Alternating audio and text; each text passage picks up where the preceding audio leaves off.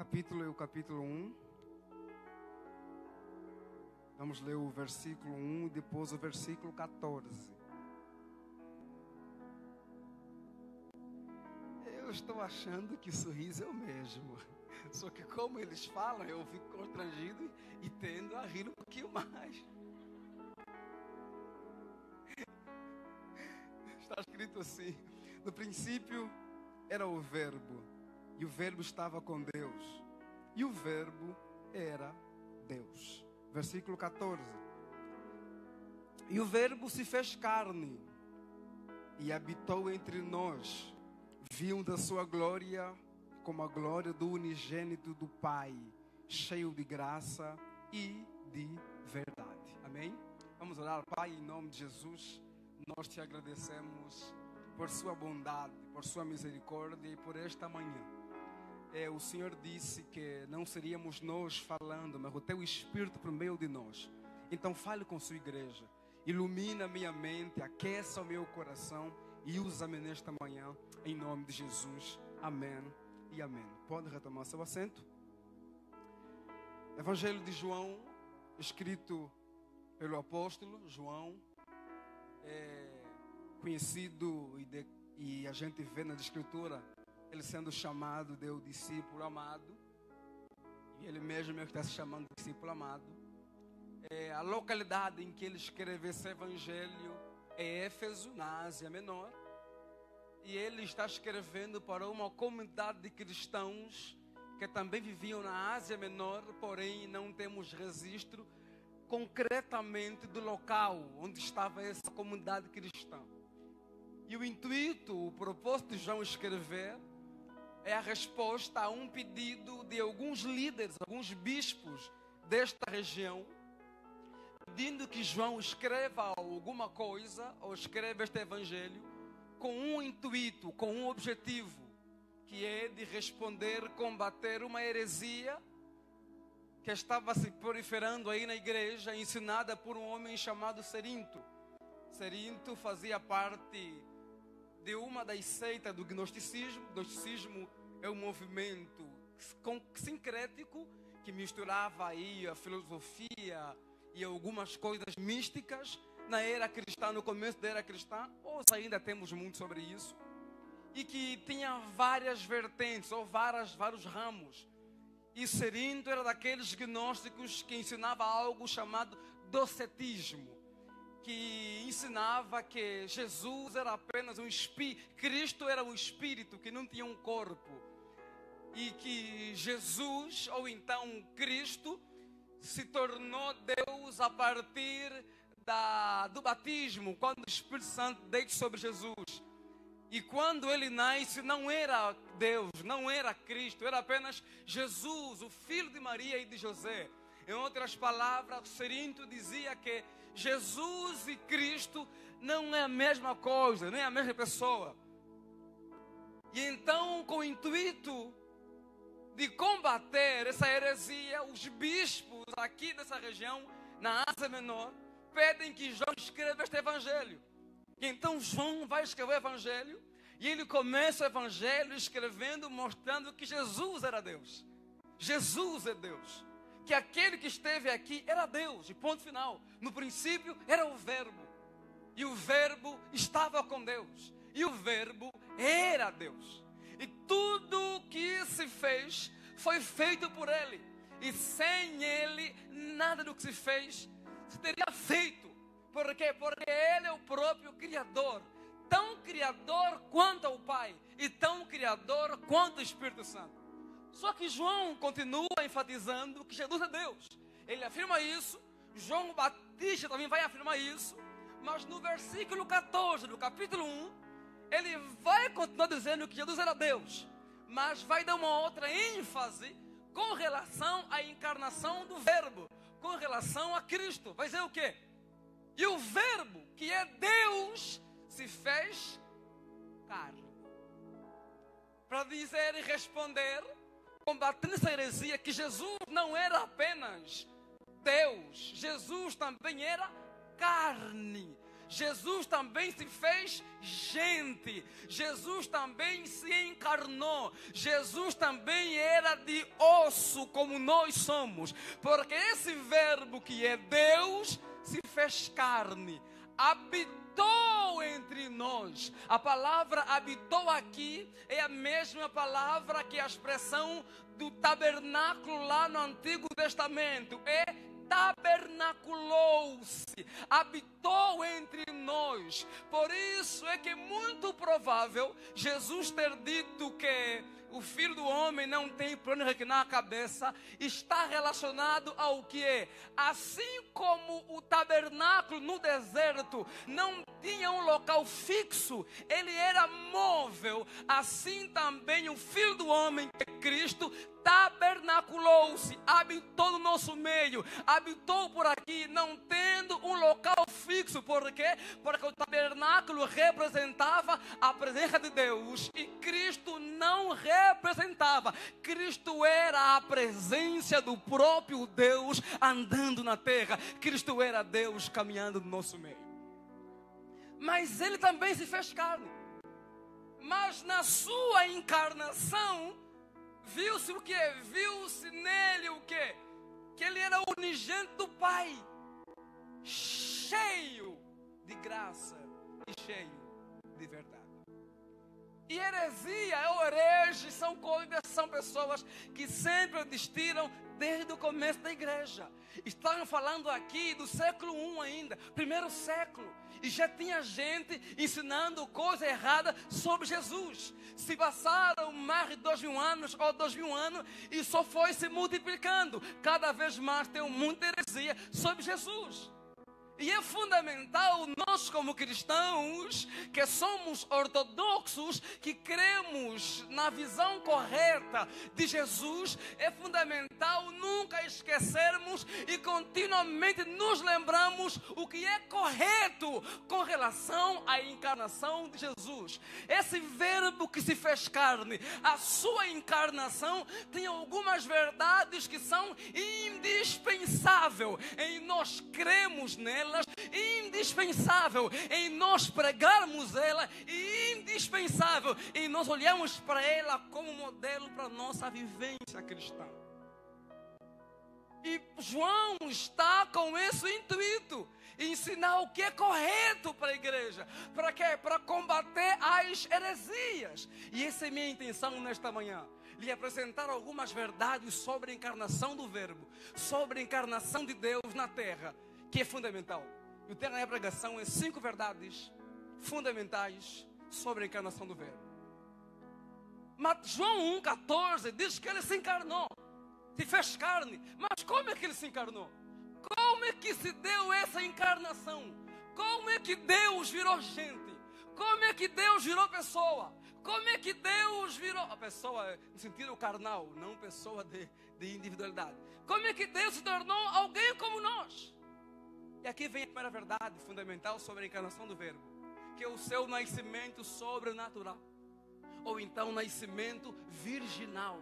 E Cirinto, ele não cria, ele ensinava tudo errado. Não, ele dizia que o nascimento de Jesus não foi sobrenatural, foi natural, da relação de quem? De Maria e José. E não é verdade. O nascimento de Jesus, quando o Verbo se faz carne, ele nasce de forma sobrenatural. O nascimento foi virginal. Maria não teve contato com José. Foi o Espírito Santo quem gerou Jesus, quem gerou Cristo no ventre de Maria. E por que é fundamental? Temos certeza de que o nascimento dele foi virginal, para nós sabermos que quando ele estava nascendo, não nascia qualquer pessoa, não nascia também apenas um simples homem, não nascia apenas alguém que é material, era o próprio Deus. Porque Mateus 1,22 vai dizer o que? Maria, ou José, receba Maria, porque o que está nela não vem de outro lugar a não ser do Espírito Santo. E saiba que está nascendo para se cumprir aquilo que foi dito pelo profeta Isaías 14:7, que é: e uma virgem concebeu um menino e lhe colocará o nome de Emanuel, que quer dizer o quê? Deus conosco. O nascimento virginal de Jesus é um anúncio, é um comunicado de que aquele que está nascendo, aquele que está chegando, é o próprio Deus, é Deus no nosso meio, é Deus que está chegando. Mas lá vem a pergunta: como Deus vira menino? Como é que Deus pode virar uma criança? Como é que Deus, que é tão grande, vai nascer como um ser humano normal? E aqui está algo fundamental. O que é a encarnação do Verbo? O nascimento virginal nos fala do quanto Deus é onipotente. Nem a criação apregou a tanto a onipotência de Deus como a encarnação. Por quê? Porque a pergunta é: como é que um Deus tão grande, que diz que coloca na palma da sua mão toda a água que tem no planeta Terra, que diz que a Terra é como um local para ele sentar, que diz ainda que a Terra é como se fosse escabelo para os seus pés, como é que ele consegue virar alguém como Israel, como eu, tão pequeno? Menor ainda, uma criança. É simples, sabe como? Porque ele é todo poderoso. Para ele nada é impossível. Ele pode todas as coisas. O nascimento virginal está dizendo: ele é todo poderoso. Por isso é que ele se fez carne.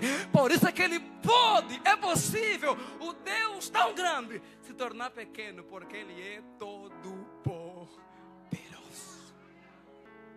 Por isso é que o Cristo, Jesus, ele é co-eterno com o Pai e co-igual com o Pai. Co-igual quer dizer o quê? Ele é tanto com o Pai, onipotente, onisciente e omnipresente. Ele é igual ao Pai. O Pai não é mais poderoso que o Filho. E a encarnação está dizendo: assim como o Pai é todo poderoso, o Filho também é todo poderoso. Por isso é que ele conseguiu se tornar um ser humano, uma criança.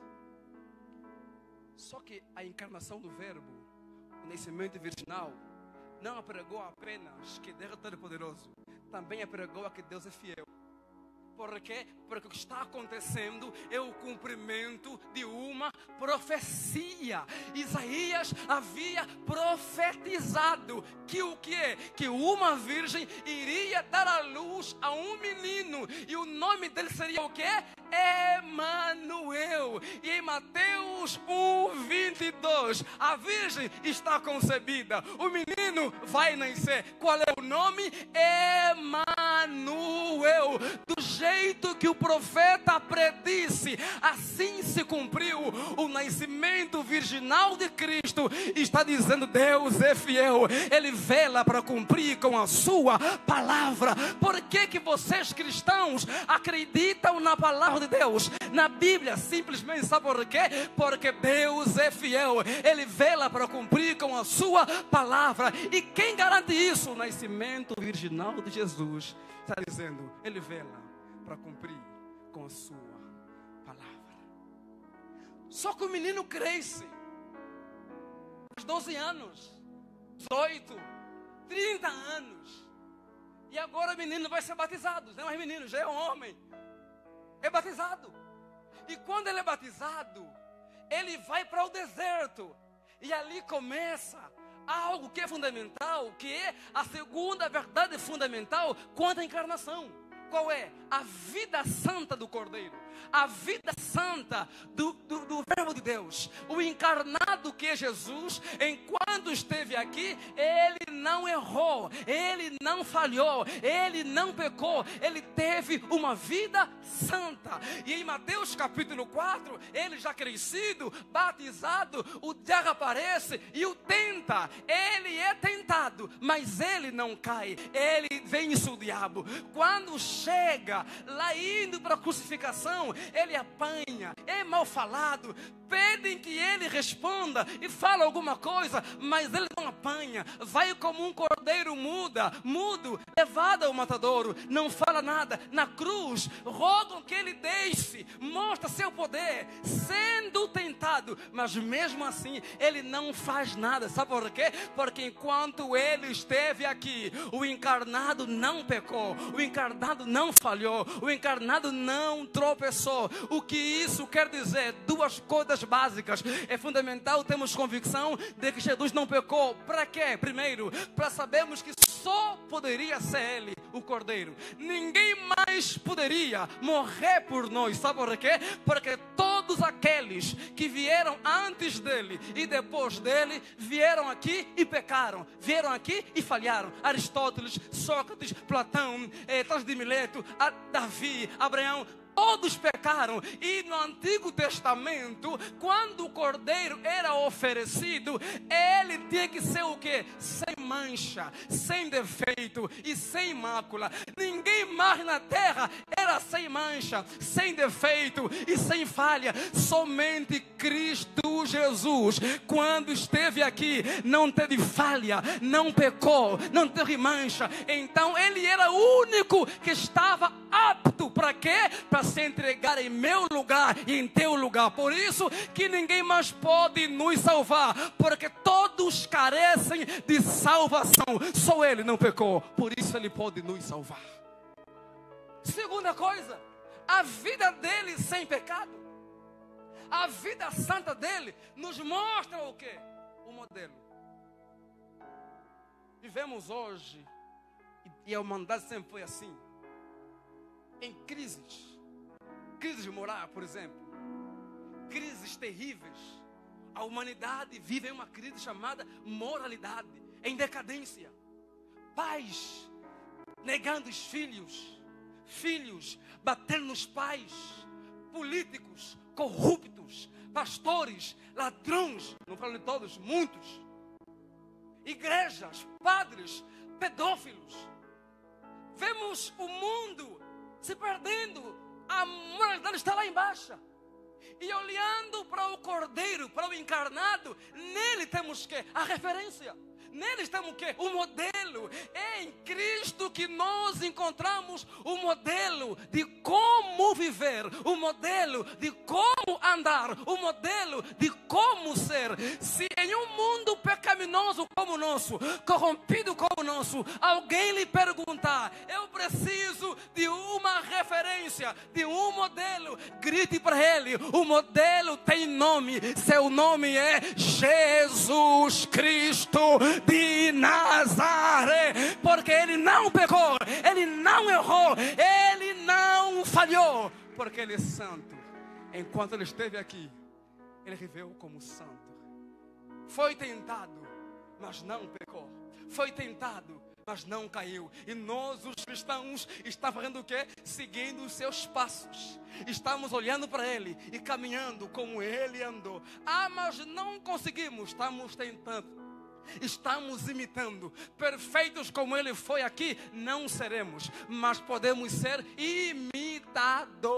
Por isso, eu vim dizê-los hoje: se você é pai e procura modelo de pai, olha para Jesus. Se você é filho, está procurando modelo de filho, olhe para Jesus. Se você é patrão e quer um modelo de patrão, olhe para Jesus. Se você é um ser humano, é homem ou é mulher e quer um modelo de humanidade, também olhe para Jesus. Se você é um líder, quer um líder de referência, olhe para ele. Sabe por quê? Porque todos os demais líderes podem falhar, podem errar e decepcioná-lo. Agora Jesus Cristo nunca vai falhar, nunca vai errar e jamais vai decepcioná-lo, porque quando ele esteve aqui, ele não pecou, ele não caiu, ele viveu de forma santa. Por isso é que ele é incomparável. Não o compare com ninguém, porque qualquer um que você comparar com ele vai perder em muitas coisas. E uma delas, sabe o que? É no quesito pecado. Porque todos pecaram e destituídos estão da glória de Deus. Só Jesus não pecou. Só que vem a terceira verdade sobre ele. A encarnação dele, o quê? Que é a crucificação. A vida santa dele é o condicionamento. Para quê? Para que ele possa ir para a cruz. Porque se ele não vive de forma santa, se ele cai, a cruz não tem valor. A cruz não tem peso. A cruz não faz efeito. Mas como ele não pecou, então ele vai para a cruz. É fundamental nunca esquecemos o quê? Que o encarnado, quando esteve aqui, ele foi crucificado. E a crucificação fala de quê? A crucificação fala-nos da substituição. O que é isso? Nós, a humanidade, estávamos que nem aquele homem chamado Barrabás, presos, condenados a sermos crucificados, condenados a mortes, condenados à pior forma de morrer, porque todos pecamos, assim como Barrabás, todos erramos, todos falhamos, mas Deus enviou seu Filho na cruz para quê? Para nos substituir. Aquilo que seria a condenação de Barrabás se tornou a condenação de Jesus. Jesus foi em outro lugar, no lugar de alguém. Que lugar é esse? O meu lugar, o teu lugar. Porque em Adão todos pecamos. Nascemos em pecado, crescemos e continuamos pecado, porque há em nós a natureza pecaminosa. E sabe qual é o salário do pecado? É a morte, é a condenação. Então nós estávamos indo em direção à condenação. Seríamos nós mortos, levados para o inferno. Mas na crucificação, Jesus vem e nos tira daquele local. E Ele nos substitui. Ele toma o nosso lugar. Ele toma a nossa condenação. Ele toma a nossa maldição. Ele toma aquilo que seria o nosso juízo e Ele vai até o final. Ele apanha, Ele é humilhado, Ele é cuspido, mas Ele vai, Ele nos substitui. E por isso é que quando você olha para a crucificação, você vê Ele preso na cruz e Barnabé liberto. Sabe por quê? Porque foi para isso que Ele morreu. Ele se prendeu na cruz para nos tornar livres em Cristo Jesus. Por isso é que agora quem está em Cristo não há mais condenação para si. O pecado já não mais me condena, porque Cristo foi condenado em meu lugar e eu ganhei a liberdade que há em Cristo, porque Cristo se entregou na cruz por mim e por você. A condenação era nossa, a condenação era minha, a condenação era sua. Tenho que falar hoje, por favor, para de quebrar a maldição hereditária. Se você está em Cristo, para com isso.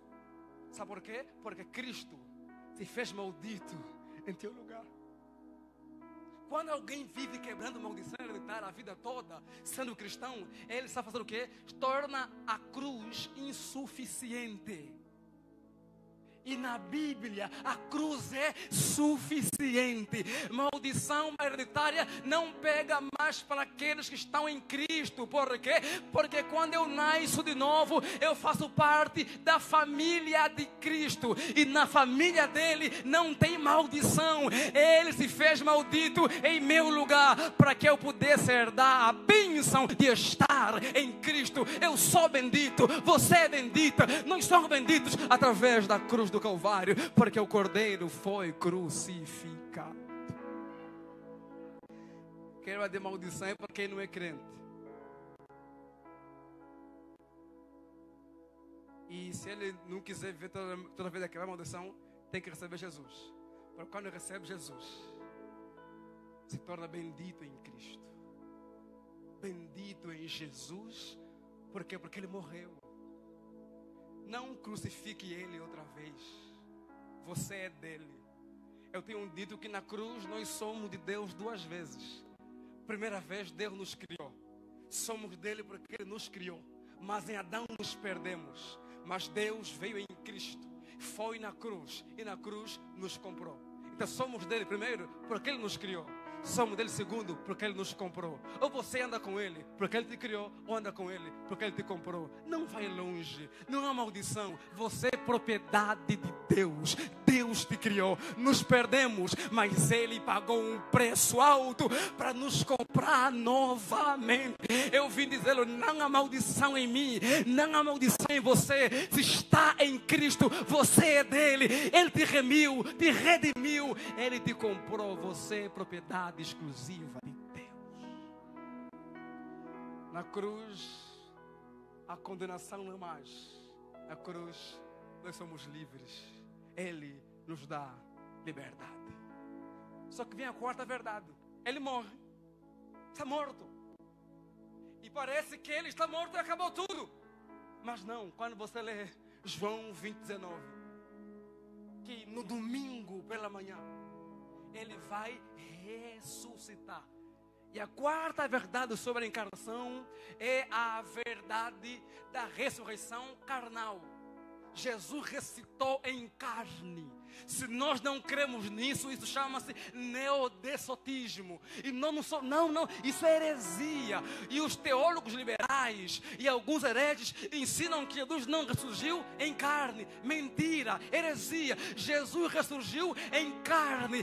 Quando ele ressuscitou, o corpo que morreu é o corpo que ressuscitou. E vem a pergunta, por que é importante ter convicção de que ele ressuscitou? Para mostrar de que ele venceu a morte. Já que o salário do pecado era a morte, então Cristo morreu, mas ele ressurgiu, e a sua ressurreição consuma e desfaz dele aquele que venceu plenamente, aquele que venceu o mundo, aquele que venceu o pecado, aquele que venceu o diabo e aquele que venceu a morte. E por que é fundamental crer que ele venceu a morte? Por quê? Porque se cremos que ele ressurgiu, então essa é a grande razão de termos esperança de que nós, ainda que morrermos, se cremos em Cristo, no grande dia do Senhor, nós iremos ressuscitar, porque Jesus também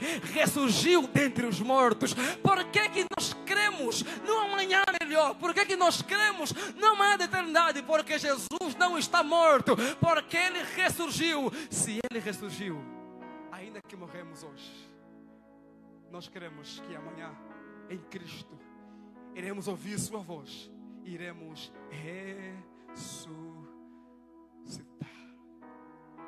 E quinta, eu tenho que terminar, o tempo foi embora, é a sua ascensão. Ele foi para o céu, foi assunto ao céu. Mas o ser assunto ao céu fala de quê? Fala de sua exaltação. Ele se entrega, morre, ressurge. E Filipenses 5 vai dizer o quê? Pelo que Deus o exaltou soberanamente, e lhe deu todo o poder, para que todo joelho se dobra e toda língua confesse que Jesus Cristo é o Senhor, para a glória de Deus o Pai. Jesus foi para o céu, e no céu ele está à destra do Pai, lugar de autoridade. Ele diz: todo o poder me é dado no céu, na terra e debaixo da terra. Ele tem todo o poder. E ainda que os homens não reconheçam isso, ele foi para o céu. Em breve ele vai voltar. E quando ele voltar, os homens serão obrigados a reconhecer. Os joelhos vão se dobrar e as línguas vão ter que confessar: Jesus é o Senhor. Jesus é o Senhor. Jesus é o Senhor. Aqueles que desprezam, aqueles que negam, quando ele voltar com toda a glória e com todo o poder, os homens se renderão a ele e terão que dizer: Jesus é o Senhor. Por isso eu vim dizê-los, para terminar mesmo, ele foi para o céu porque está vivo. Em breve ele vem para buscar sua igreja. Prepare-se para o encontro com o Senhor, porque Jesus está voltando. Se coloque em pé, por gentileza, em nome de Jesus. Eu eu quero aproveitar a oportunidade e lhe dizer que